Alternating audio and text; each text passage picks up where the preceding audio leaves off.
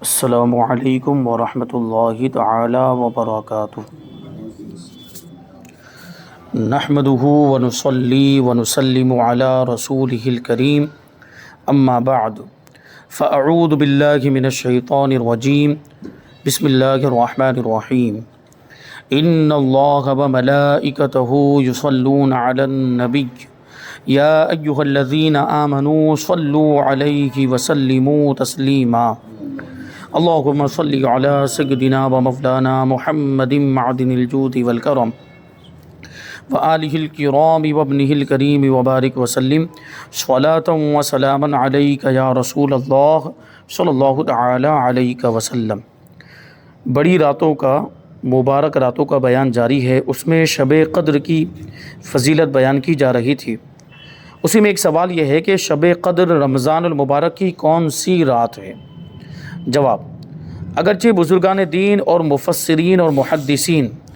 رحمۃ اللہ تعالی علیہم اجمعین کا شب قدر کی تعیین میں اختلاف ہے،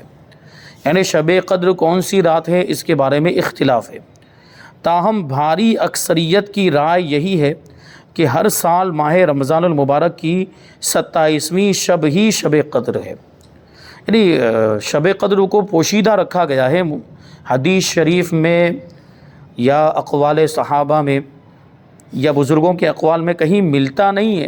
کہ فکس طور پر، متعین طور پر یہی رات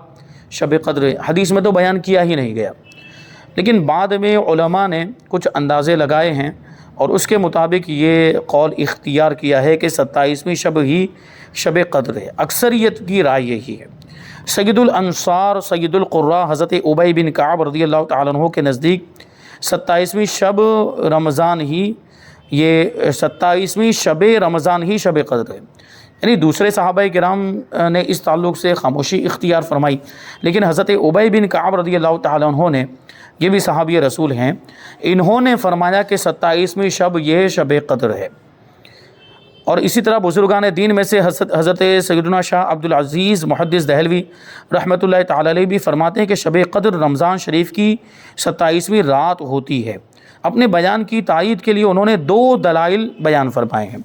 پہلی دلیل یہ ہے کہ لیلۃ القدر میں 9 حروف ہیں، یعنی لیلۃ القدر جو یہ لفظ جو بنتا ہے لام یا لام تا،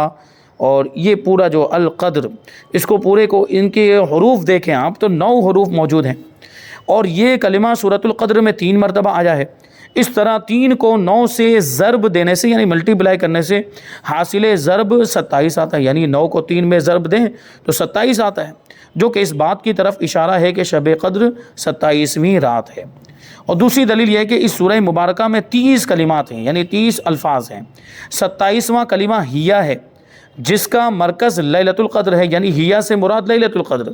ہیہ سلام ہی آتا ہے آخر میں، سلام ہی حتی مطلع الفجر، تو ہیہ سے مراد کیا ہے؟ ہیہ کا معنی ہوتا ہے وہ سے مراد شب قدر۔ گویا اللہ پاک کی طرف سے نیک لوگوں کے لیے اشارہ ہے کہ رمضان شریف کی 27ویں شب ہی شب قدر ہوتی ہے۔ رضا الہی کے خواہش مندوں، ہو سکے تو سارا ہی سال ہر رات اہتمام کے ساتھ کچھ نہ کچھ نیک عمل کر لینا چاہیے کہ نہ جانے کس شب قدر ہو جائے۔ ہر رات میں 2 فرض نمازیں آتی ہیں، یعنی ہر رات میں 2 فرض نمازیں آتی ہیں، جو دیگر نمازوں کے ساتھ ساتھ مغرب و عشاء کی نمازوں کی جماعت کا بھی خوب اہتمام ہونا چاہیے کہ مغرب اور عشاء کی نماز یہ رات میں پڑھی جاتی ہیں، ان کا خوب اہتمام ہونا چاہیے کہ اگر شب قدر میں ان دونوں کی جماعت نصیب ہو گئی تو انشاءاللہ بیڑا ہی پار ہے۔ بلکہ اسی طرح 5 نمازوں کے ساتھ ساتھ روزانہ عشاء اور فجر کی جماعت کی بھی خصوصیت کے ساتھ عادت ڈال لیجئے، کیونکہ 2 فرامین مصطفیٰ صلی اللہ علیہ وسلم اس تعلق سے ہیں، ملاحظہ فرمائیں، کہتے ہیں کہ جس نے عشاء کی نماز با جماعت پڑھی اس نے گویا آدھی رات قیام کیا، یعنی آدھی رات عبادت کی، اور جس نے فجر کی نماز جماعت کے ساتھ ادا کی اس نے گویا پوری رات قیام کیا، یعنی پوری رات عبادت کی، تو جماعت کے ساتھ نماز پڑھنی چاہیے۔ دوسرا فرمان کہ جس نے عشاء کی نماز با جماعت پڑھی تحقیق اس نے لیلۃ القدر سے اپنا حصہ حاصل کر لیا۔ تو یہ بھی فضیلت ہے عشاء کی نماز کی اور فجر کی نماز کی، تو ان دونوں نمازوں کی خاص طور پر پابندی کرنی چاہیے، اور مغرب کی نماز کی اس وجہ سے پابندی کرنی چاہیے کہ وہ بھی رات میں پڑھی جاتی ہے، تو ہو سکتا ہے کہ شب قدر ہم کو مل جائے، اور پھر جب 3 نمازوں کی ہم پابندی کر رہے ہیں تو 2 نمازوں کو کیوں چھوڑیں؟ وہ باقی کی 2 نمازوں کی بھی پابندی کر لیں، کیونکہ 5 وقت کی نمازیں فرض ہے، پڑھنا ضروری ہے، تو 5 وقت کی پابندی کریں تو پھر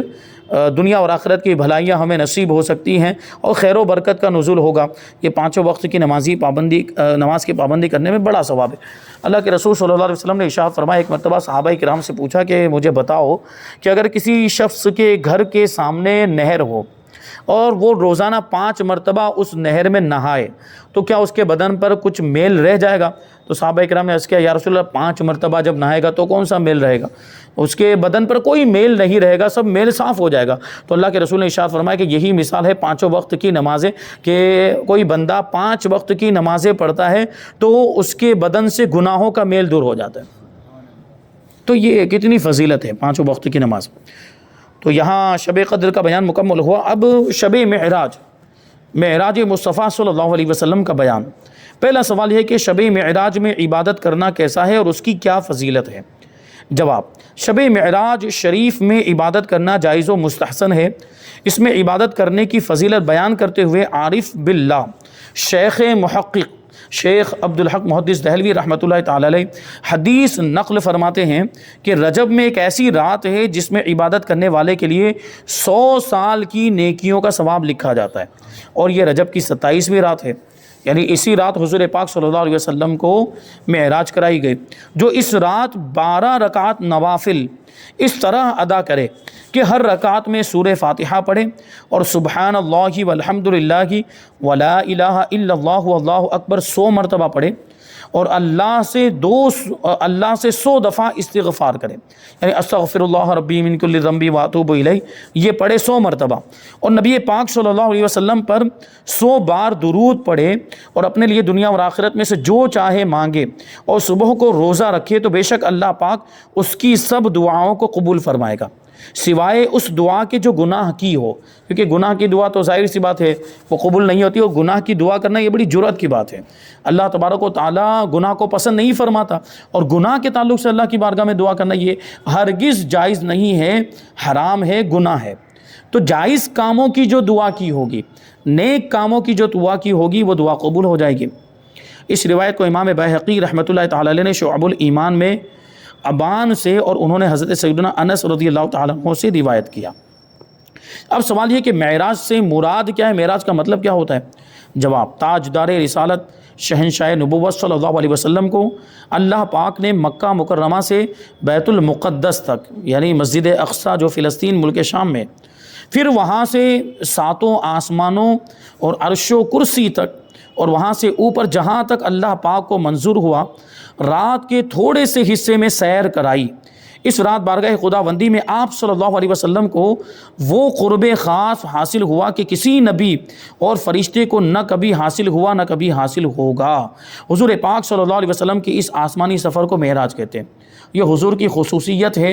حضور کے علاوہ کسی کو معراج اس انداز کی نہیں کرائی گئی جو حضور پاک صلی اللہ علیہ وسلم جسم مبارک کے ساتھ تشریف لے گئے، 7 آسمان کے بھی اوپر، عرش الہی سے بھی اوپر، لامقام تشریف لے گئے اللہ کی بارگاہ میں، اور اللہ تبارک و تعالیٰ کا دیدار کیا، اللہ تبارک و تعالیٰ سے کلام بھی فرمایا۔ اب سوال یہ کہ معراج شریف کب ہوئی؟ جواب، معراج شریف رجب کی 27ویں رات کو ہوئی۔ معراج شریف کا تذکرہ قرآن کریم کی کس صورت میں ہے؟ جواب، معراج شریف کا تذکرہ قرآن کریم کے پارہ نمبر 15 سورہ بنی اسرائیل کی پہلی آیت میں کچھ یوں ہے۔ اللہ فرماتا ہے، سبحان الذی اسری بعبدہ لیلا من المسجد الحرام الی المسجد الاقصی الذی بارکنا حولہ لنریہ من آیاتنا انہ هو السمیع البصیر۔ پاکی ہے اسے جو راتوں رات اپنے بندے کو لے گیا مسجد حرام یعنی خانہ کعبہ سے مسجد اقصی یعنی بیت المقدس تک، جس کے گردا گرد یعنی ارد گرد ہم نے برکت رکھی، یعنی مسجد اقصی کے ارد گرد برکت رکھی کہ ہم اسے اپنی عظیم نشانیاں دکھائیں، بے شک وہ سنتا دیکھتا ہے۔ تو اس آیت کریمہ کے اندر معراج کا ذکر موجود ہے۔ آگے سوال ہے کہ شب معراج سرکار مدینہ صلی اللہ علیہ وسلم نے کیا کیا دیکھا؟ جواب، شب معراج سرکار مدینہ صلی اللہ علیہ وسلم نے عرش و کرسی، لوح و قلم، جنت و دوزخ، زمین و آسمان کا ذرہ ذرہ اور اللہ پاک کی دیگر بے شمار بڑی بڑی نشانیوں کو دیکھا۔ سب سے بڑھ کر اللہ کے رسول صلی اللہ علیہ وسلم نے اس رات اپنے سر کی آنکھوں سے جمال الہی کا دیدار کیا اور بغیر کسی واسطے کے اللہ پاک کا کلام سنا۔ یعنی جو دنیا میں رہتے ہیں تو دنیا میں اللہ پاک کا کلام سنتے تھے، لیکن جبرائیل علیہ السلام کے واسطے سے، لیکن اللہ کی بارگاہ میں بغیر کسی فرشتے کے اور بغیر کسی واسطے کے حضور پاک صلی اللہ علیہ وسلم نے ڈائریکٹ براہ راست اللہ تبارک و تعالیٰ کا کلام سنا۔ آگے سوال ہے کہ شب معراج کس آسمان پر سرکار مدینہ صلی اللہ علیہ وسلم کی ملاقات کس نبی سے ہوئی؟ جواب، شب معراج میں سرکار مدینہ صلی اللہ علیہ وسلم کی ملاقات پہلے آسمان پر حضرت سیدنا آدم علیہ السلام سے ہوئی، دوسرے آسمان پر حضرت سیدنا یحییٰ اور حضرت سیدنا عیسیٰ علیہم الصلاۃ سے ہوئی، تیسرے آسمان پر حضرت سیدنا یوسف علیہ السلام سے ہوئی، چوتھے آسمان پر حضرت سیدنا ادریس علیہ السلام سے ہوئی، پانچویں آسمان پر حضرت سیدنا ہارون علیہ السلام سے ہوئی، چھٹے آسمان پر حضرت سیدنا موسیٰ علیہ السلام سے ہوئی، اور ساتویں آسمان پر حضرت سیدنا ابراہیم علیہ السلام سے ہوئی۔ یہ سارے انبیاء کرام سے حضور کی ملاقات ہوئی اور سارے انبیاء کرام نے حضور کا استقبال کیا، حضور کو خوش آمدید کہا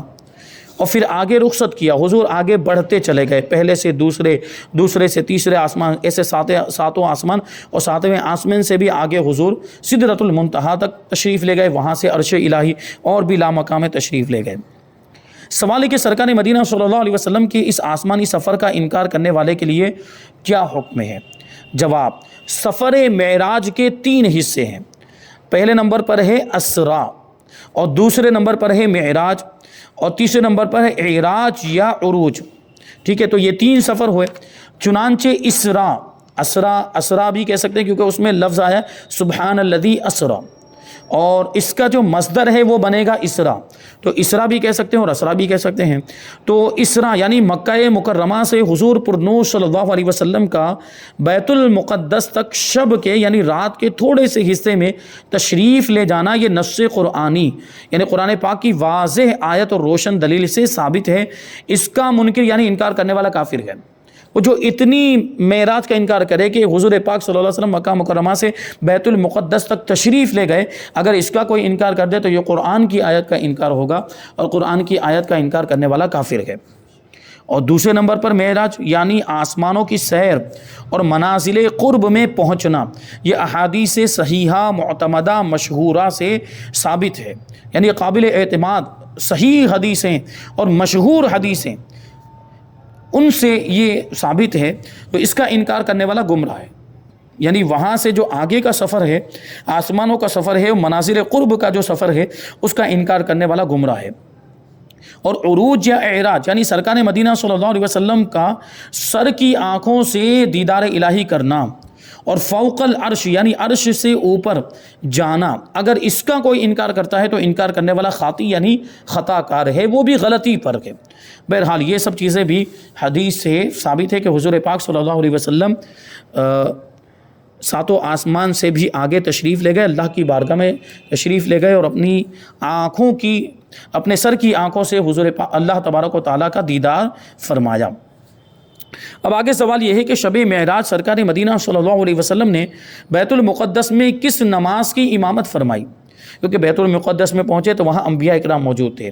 اور انبیاء کرام نے حضور کی اقتداء میں نماز پڑھی، حضور امام تھے، تو اب وہ نماز کون سی تھی؟ جواب، سرکار مدینہ صلی اللہ علیہ وسلم نے شب معراج بیت المقدس میں جس نماز کی امامت فرمائی وہ نماز تحیۃ المسجد تھی، یعنی مسجد میں داخل ہونے کے وقت جو نماز پڑھی جاتی ہے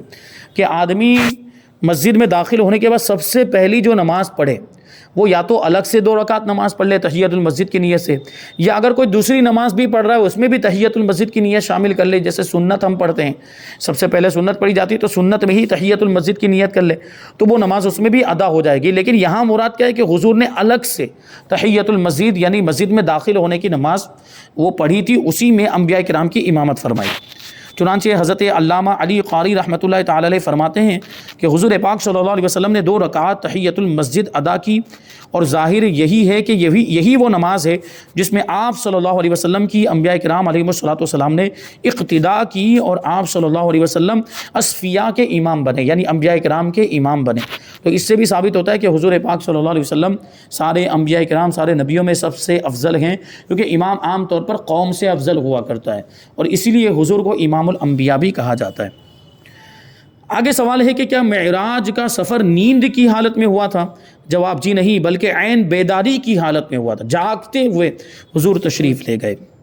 اب آگے یہ بھی سوال ہے کہ کیا یہ معراج جسم اطہر کے ساتھ ہوئی تھی یا فقط روح کے ساتھ، یا روح والی تھی کہ حضور روحانی طور پر تشریف لے گئے ہوں، جسم یہیں پر موجود ہو، ایسا ہے، یا جسم کے ساتھ تشریف لے گئے تھے؟ جواب یہ معراج جسم اطہر اور روح دونوں کے ساتھ ہوئی تھی، جیسا کہ امام اہل سنت سیدی اعلیٰ حضرت رحمۃ اللہ تعالی علیہ فرماتے ہیں کہ معراج شریف یقیناً قطعاً اسی جسم مبارک کے ساتھ ہوئی، نہ کہ فقط روحانی۔ معراج جو ہوئی ہے اسی جسم مبارک کے ساتھ ہوئی ہے، فقط روحانی نہیں ہوئی۔ سوال، کیا احادیث مبارکہ میں شب معراج عبادت کرنے کے فضائل بھی آئے ہیں؟